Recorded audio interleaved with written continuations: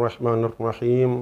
اکثر لوگ حتیٰ کہ بعض خواص قسم کے لوگوں میں ایک غلط فہمی پائی جاتی ہے اور مناسب سمجھتا ہوں کہ آپ کے سامنے بیان کر دوں اور اس کا جواب بھی بیان کیے دیتا ہوں۔ وہ یہ کہ ان لوگوں کا خیال یہ ہے کہ بغیر کسی قسم کی تکلیف کے اور بغیر بیماری کے جام مرگ نوش کر لینا بیمار رہ کر اور تکلیف جھیل کر مرنے سے بہتر ہے۔ اس لیے وہ ناگہانی موت کو بیماری والی موت پر ترجیح دیتے ہیں۔ یہ خیال سراسر غلط اور حقائق کے خلاف ہے۔ احادیث معصومین علیہ السلام سے اس خیال کی نفی ہوتی ہے۔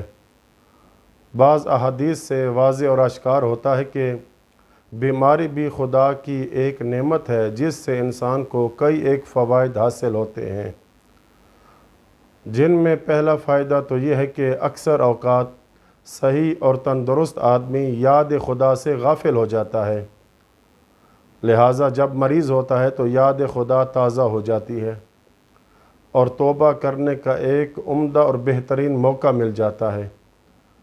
اس لیے احادیث میں مرض کو موت کا ایلچی یعنی قاصد قرار دیا گیا ہے۔ دوسرا فائدہ یہ کہ صحت کی حالت میں اکثر و بیشتر انسان وصیت کرنے کی طرف متوجہ نہیں ہوتا، حالانکہ اگر کسی کا کچھ دینا ہے یا لینا ہے یا حقوق العباد یا حقوق اللہ اس کے ذمہ ہیں تو ان کی ادائیگی کی وصیت واجب و لازم ہوتی ہے، اور وصیت کی اس قدر تاکید ہے کہ محدث جزائری نے انوار نعمانیہ میں کتاب روضۃ الواعظین کے حوالے سے جناب رسول خدا صلی اللہ علیہ وآلہ وسلم کی یہ حدیث نقل کی ہے کہ من مات بغیر وصیت مات میتۃ جاہلیہ، جو شخص بغیر وصیت کے مر جائے وہ جہالت کی موت مرتا ہے۔ ایک دوسری حدیث کہ جو حضرت سے مروی ہے کہ جس میں فرمایا مسلمان آدمی کو چاہیے کہ جب رات کو سوئے تو اس کی وصیت اس کے سر کے نیچے ہو۔ ظاہر ہے کہ ناگہانی موت میں اکثر اوقات انسان وصیت کرنے سے محروم رہ جاتا ہے۔ تیسرا فائدہ یہ کہ مرض کی وجہ سے گناہوں کا کفارہ ہو جاتا ہے اور درجات کی بلندی کے اسباب مہیا ہو جاتے ہیں۔ چنانچہ روایت میں ہے کہ ایک دن کا بخار 1 سال کے گناہوں کا کفارہ بن جاتا ہے، اور امام محمد باقر علیہ السلام سے مروی ہے کہ جس میں فرمایا کہ 1 رات کے بخار کا ثواب 1 سال کی عبادت کے برابر ہے، 2 رات کے بخار کا ثواب 2 سال کی عبادت کے برابر ہے، اور 3 رات کے بخار کا اجر 70 سال کی عبادت کے برابر ہے۔ ظاہر ہے کہ ناگہانی موت مرنے والا اس سعادت سے بھی محروم ہوتا ہے۔ چوتھا فائدہ یہ کہ مرض کی وجہ سے عبادت اور بیمار پرسی کرنے والے کو بھی اجر و ثواب حاصل کرنے کا موقع مل جاتا ہے۔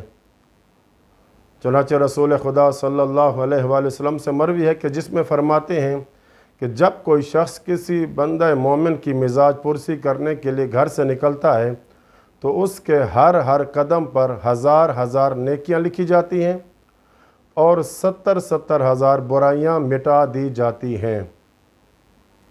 لیکن ناگہانی موت مرنے والے کے بارے میں لوگ اس شرف سے بھی محروم رہتے ہیں۔ اسی وجہ سے احادیث میں ناگہانی موت سے پناہ مانگی گئی ہے۔ آخر میں یہ بات کر دینا مناسب سمجھتا ہوں کہ بعض حدیثوں سے ظاہر ہوتا ہے کہ حضرت ابراہیم علیہ السلام کے زمانے سے پہلے بیماری نہ تھی، لوگ اچانک مر جاتے تھے۔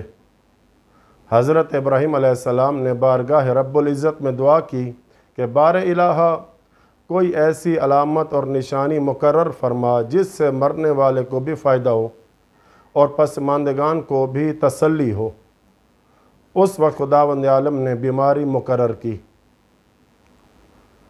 پس ثابت ہوا کہ بیماری وہ چیز ہے کہ جسے انبیاء علیہ السلام نے منعم حقیقی سے دعا کے ذریعے مانگ کر حاصل کیا ہے،